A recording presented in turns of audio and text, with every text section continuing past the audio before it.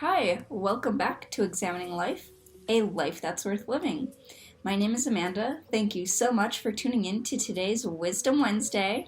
I first want to thank everyone who has subscribed, and if you haven't already, please go ahead and click the red rectangle to subscribe. I also want to thank my patrons. Thank you very much for your donations. I greatly appreciate your support. So today we are going to be discussing skepticism. Today's quote is from Descartes' second meditation. Quote, "I shall proceed by setting aside all that in which the least doubt could be supposed to exist, just as if I had discovered that it was absolutely false.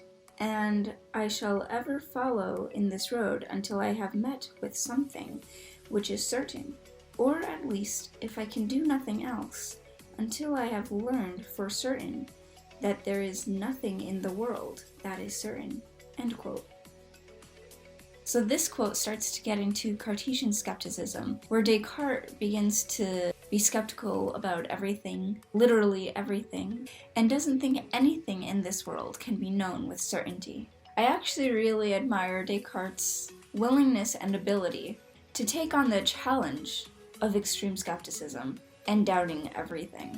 To some degree, applying Descartes' strategy to everyday life is impractical and probably not always a good thing.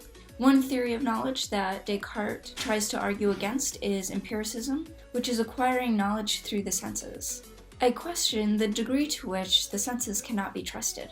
Here I'll go into two examples. I'm a runner, and I often run in the street, but if I hear a car approaching, I'll either go on the grass or the sidewalk until the car passes me.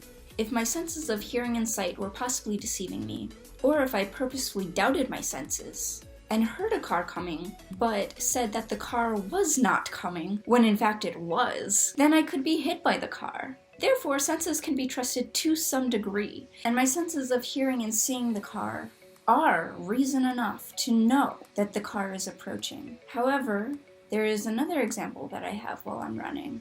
Here's a little bit more context. Sometimes when I'm running, I run on side roads, and I hear cars from the main road. At times, it sounds like those cars are approaching in my direction. However, they are not. I simply hear them passing the side road on the main road. Here, my sense of hearing does deceive me. I think I hear a car coming, but it is not. At least it's not coming towards me. However, evolutionarily speaking, our species has a higher chance of surviving genetically if we are deceived to think that a car is coming when it is not, than to think a car is not coming at all and potentially be killed or injured. I would say I probably should not doubt my senses when I'm running, and if I hear a car approaching, I should probably trust that. Let's consider another example. Take this box. I carry this around with me frequently. You'll see why in a minute. When I was in Delphi, a man walked by and said something along the lines of, "She has a tripod," pointing to my box. I don't remember the exact context of what prompted him to say that, but the context doesn't quite matter here. Basically, he saw the image on the box of the tripod and the light and thought that was reason enough to think that there was a tripod, in fact, in this box. Now, yes, the box does say tripod, but do you know with certainty that that's what's in here? And if so, how do you know? You can say you know because of the image on the box and what the box says. But again, is that reason enough to know with certainty that that's what's in here? You can shake the box. It has the potential to be a tripod. The box doesn't seem to bend, so you can't really feel the shape of what's inside by simply looking or holding the box. And the senses of smell and taste are irrelevant here. Okay, so now let's apply some Cartesian doubt and think that we do not know with certainty that the tripod and the light are in fact in this box. Is there a way to know what is in the box without opening it, even after we opened it? Can you trust your sense of sight to know what is in the box with certainty? Well, now I'll open the box so we can attempt to find out what is in the box.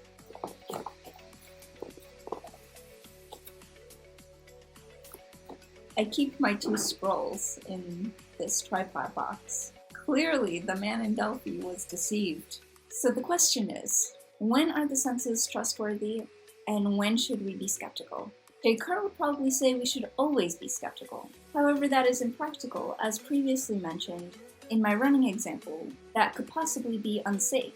Furthermore, incorporating a Cartesian level of skepticism into daily life has the potential to be a very slippery slope due to not trusting anything. This level of skepticism has the potential to weaken friendships and relationships, can lead to conspiracy theories, and possibly paralyze one from making decisions in daily life, which are necessary to function in society. Those are some risks that come with living a very skeptical lifestyle. However, I do think a healthy dose of skepticism is okay and can be useful, although I don't think I'm one to judge what is a healthy dose of skepticism. I myself am probably more skeptical than I should be. However, maybe rightly so. To what degree is skepticism justified? Thank you so much for watching this week's Wisdom Wednesday. Let me know in the comments below what you think of knowledge and skepticism. Do you know anything? If so, what do you know? What should we be skeptical about? And is being skeptical justified? Please remember to subscribe, like, comment, and share. Stay tuned every Wednesday. Thank you. Happy travels. Bye.